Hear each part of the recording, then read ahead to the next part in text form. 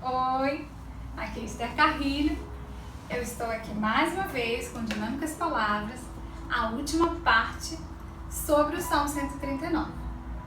Então você que acompanhou as duas primeiras partes, se não acompanhou, assista, que é muito bacana, muito bom. E agora eu vou encerrar falando sobre um grito no meio do poema. Como você reage quando algo te desagrada, quando você vê algo que você não gosta, ou algo que te irrita? Como é a sua reação? Você grita? Você fica quieto? Você logo esbraveja? Faz cara feia? Como é a sua reação? Às vezes eu falo, reclamo, mas na maioria das vezes eu fico mais observando, fico na minha. Como você reage? Nós vamos ler a partir do verso 19. A gente veio falando sobre a onipresença, a onipotência, a onisciência de Deus, como nós somos feitos, e de repente, olha o que Davi fala. Tomara desse cabo do perverso a Deus, afastem de mim os assassinos, porque falam de ti com maldade e em vão rebelam-se contra ti. Acaso não odeio os que te odeiam a Deus? Eu não detesto os que se revoltam contra ti? Tenho por eles ódio implacável. Considero-os inimigos meus. Gente, Davi ficou revoltado aqui. O que aconteceu? Tava falando tudo tão bonitinho sobre a criação, sobre, tão poético, tão bonito. De repente, Davi, pá! Tomara desse cabo do perverso a Deus. Afastem-se de mim os assassinos. Tenho por eles ódio implacável. Odeio os que te odeiam. Gente. E eu fiquei olhando. Gente, mas peraí. A gente também não é assim? Tá tudo bem, tudo tranquilo. De repente alguém fala alguma coisa e nos faz lembrar de algo que aconteceu e a gente, pá! Acabou com o nosso humor, a gente fica nervoso, acaba com o nosso dia. Exatamente isso que aconteceu com Davi aqui. Ele teve um repente. Ele estava no meio de uma coisa linda, de uma revelação sobre as coisas de Deus, e de repente ele lembra dos inimigos, dos perversos, das coisas que fazem contra ele, que fizeram contra Deus. É como se ele estivesse olhando, poxa, Deus é tão perfeito, Deus é tudo isso de lindo, mas tem esses inimigos aí para atrapalhar, para dizer que Deus não é nada disso e para se revoltarem contra Deus. E isso me deixa chateado. E ele expressa isso no poema. E a gente sabe que Jesus pede, livra-nos do mal, né? Ele também fala, afastem-se de mim os assassinos. Então me fez lembrar também a oração do Pai Nosso, que Deus fala, Jesus nos ensina. Livra-nos do mal. E Efésios 6 também, versículo 12, fala que nossa luta não é contra carne ou sangue, mas contra todos os principados e dominadores do mal. E isso também me fez lembrar que apesar de nós termos os nossos inimigos, pessoas e situações que nos deixam revoltados, chateados, com rancor, com pesar, nós não temos que lutar contra essas pessoas. Nós temos que lutar no plano espiritual. Não são contra elas que nós precisamos nos desgastar, mas temos que batalhar no plano espiritual. E essas pessoas nós temos que amar. Essas reações explosivas e tudo que está dentro da gente, como que a gente tem que reagir?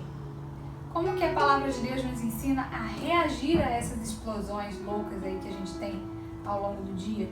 Esse grito entalado na garganta. Vamos ver. Primeira coisa, siga o exemplo de Davi. Davi gritou para quem? Para o inimigo? Ele gritou para a esposa? Não. Davi aqui está dando um grito para Deus. Então, quando você tiver que gritar, dê o seu grito para Deus. Para Deus você pode falar com o coração aberto. Ele já te conhece mesmo, já sabe teus pensamentos todos mesmo. Então dê o teu grito para Deus. Fala para Deus, conta tudo para Deus do seu jeito, com as suas palavras. Você pode se expressar da forma que você quiser. Ele te conhece. Então, primeira coisa, grita para Deus. Segunda coisa, siga o exemplo de Jesus. Qual o exemplo que Jesus nos dá? Segura firme aí, porque é forte. Eu vou botar esse quadro aqui para vocês em Lucas 6, do versículo 27 ao 36. Você vai ter um panorama dos gritos, situações que nos fazem gritar, e como Jesus nos ensinou a reagir. São versículos que vão nos dar formas de reação. Mas não se iludam. As reações que Jesus nos orienta são reações totalmente contrárias às reações normais de uma pessoa normal. São reações anormais. Por exemplo, situações que nos fazem gritar. Os inimigos, Jesus fala, ama. Os que me odeiam, Jesus fala, façam bem para eles. Os que falam mal de mim, Deus, fale bem deles. Essa é difícil, né, gente?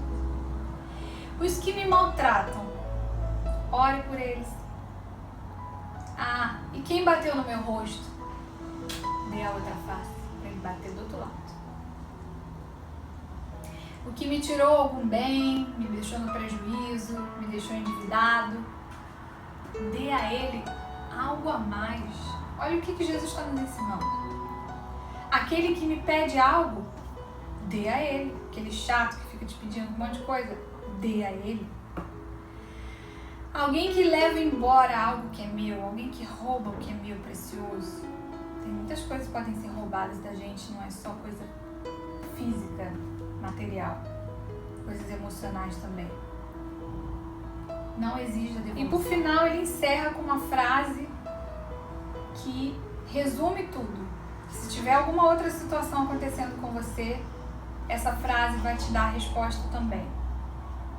Como vocês querem que os outros lhe façam, faça você também a eles. Esse é o exemplo de Jesus. É muito fácil a gente falar, eu amo Jesus, Jesus é tão bom, Jesus é meu amigo, eu quero seguir os exemplos de Jesus, eu quero seguir os passos de Jesus. Jesus é meu tudo. É isso aí que ele quer que a gente faça. Difícil, né, gente? Difícil, muito difícil. Mas isso é ser cristão. É fazer tudo na contramão, é chocar, é surpreender, acima da média, acima do que os outros fariam. Então, esse grito no meio do poema foi um desabafo que traz algumas lições pra gente.